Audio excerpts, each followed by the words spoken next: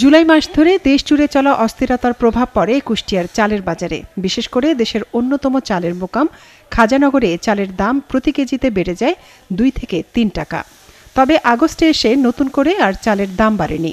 বাজারে বর্তমানে প্রতি কেজি মিনিকেট চাল বিক্রি হচ্ছে 70 টাকায়, কাজললতা 62, আটাশ চাল 56, স্বর্ণা 50 টাকা এবং বাসমতি চাল বিক্রি হচ্ছে 90 টাকায়।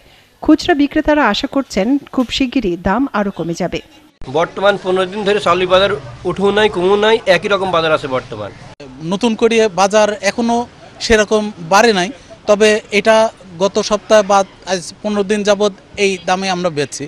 এটা যদি এনশিওর করা যায় যে চাল সবাই মানে ধরে রাখছে না, চাল ছেড়ে দিচ্ছে, এটা বাজারে ঠিক মতো সাপ্লাই হচ্ছে এবং প্রোডাকশনও প্রচুর হচ্ছে, তাহলে কিন্তু এই স্থিতিশীল বাজারটা হয়তো একটু নিম্নমুখী হতে পারে। কোনো অসাধু ব্যবসায়ী যেন সিন্ডিকেট করে বাজার অস্থিতিশীল করতে না পারে সেদিকে নজরদারির দাবি জানিয়েছেন ভোক্তা ও খুচরা বিক্রেতারা।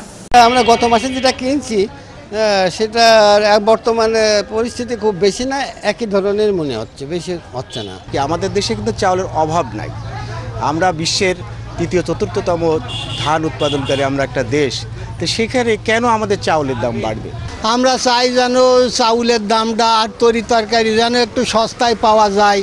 এদিকে চালকল মালিকরা বলছেন বাজারে নতুন ধান উঠতে শুরু করেছে, তাই নতুন করে আর চালের দাম বাড়ার সম্ভাবনা নেই।